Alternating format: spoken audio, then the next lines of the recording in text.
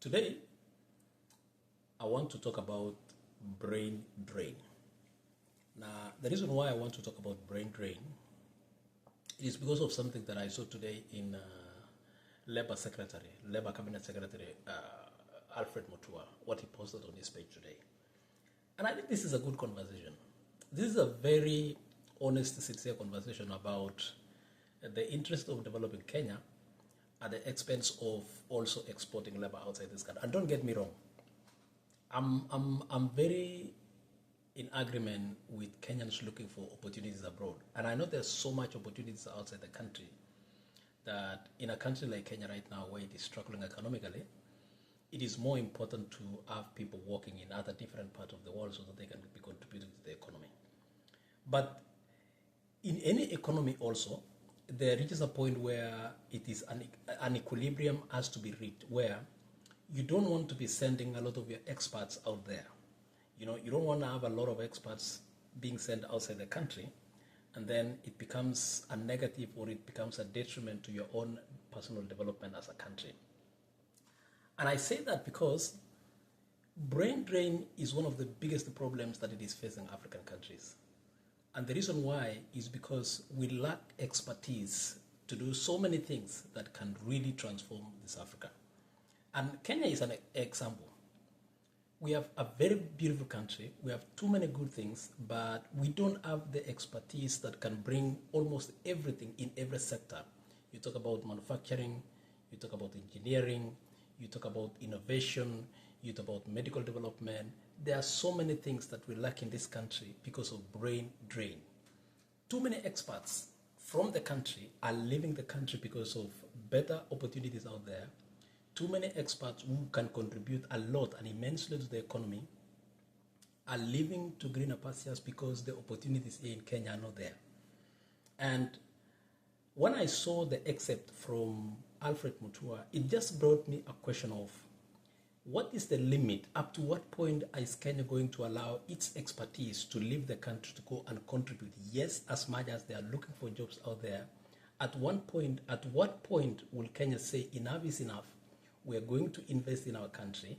We are going to invest in our people, especially the human capital. We are going to invest in technology and capital that it is going to generate much more employment opportunities in Kenya than actually shipping people abroad. Sending people outside the country is a tradition that has existed for a very long time. It didn't just start with this administration. And the reason I'm saying so is because it should never be the primary, or it should never be the main policy for every president or any presidential advisory to always be shipping people outside the country for job opportunities. For instance, what is happening right now in the United States? They just elected a new administration. And the main focus is creation of jobs locally here in the United States.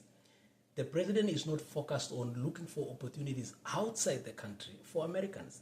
He is focused on creating opportunities here in so many other ways that we can discuss, whether it is incentives in terms of taxes, whether it is incentives in starting a business, or incentives in companies to hire more people or to create more opportunities here locally. So my good question today, if I was with somebody like Mutua, or if I was to advise the president, at what point do we stop? Or at what point do we say, okay, we need to invest in our people. We need to bring in our people who are expertise to come and help Kenya. And I know there are so many discussions. Let me point out an area that we have failed as a country, and I seem to understand the importance of it. Agriculture. How can we generate employment opportunities in agriculture? We have the land, we have the resources, we have the weather, we have the water, we have the capability of manpower. What we don't have is the equipment. What we don't have is the incentives from the government for people to come and do serious agricultural investment in the country. And I will use an example of Georgia. The state of Georgia, where the president visited sometime this year, generates, just the state of Georgia, through its agriculture, it is generating over 400,000, near 400,000 opportunities, jobs, locally in the state of Georgia alone because of agriculture. Do you know why? Agricultural incentives by the government, technology and allowing people to have farm machinery, and more importantly, is giving resources to farmers or serious people who want to invest in agriculture. Now, let me ask you a genuine question for anybody working in Kenya Kwanza administration.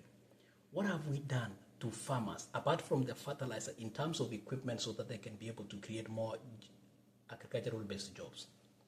When we talk about agro-processing, you know, it is a very fancy term to talk about agro-processing, but what exactly have we done to build and facilitate the warehouses, the roads going to these places, the electricity that can facilitate agro-processing? What have we done? You know, I really hope the president gets good advisors. Somehow, sometimes I don't think it is the president that has failed. When I look at people like Namutua, these are people who have been in government all the way from 2008. These are the people who promise counties to transform in terms of cities, but they have never come with a serious, genuine idea to help the president or even to help the country move forward. They have repeated the same things over and over again, hoping that it will produce results. And I think, in my thinking alone, I think the president needs to change his advisors. I think the president needs to sack most of his cabinet secretaries. I think he needs to sit down with people who understand truly what it means to invest in Kenya and produce genuine things in Kenya. We cannot even manufacture a tissue paper. We cannot even manufacture a toothpick.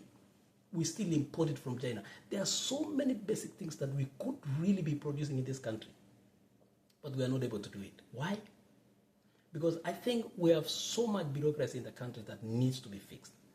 And a good starting point is looking at the opportunity of Kenyans out there who are expertise in different fields, welcome them, tell them what we can do to change this country, tell them what we can do to transform this Kenya, and then bring new ideas on the table. Otherwise, if you have been doing the same thing over 2 years, repeating the same thing over and over again and expecting a different result, we will never see major difference in the transformation of this country. And let me say this finally. So many Kenyans are willing to come and invest in Kenya if you create a conducive environment for these people to come and create businesses.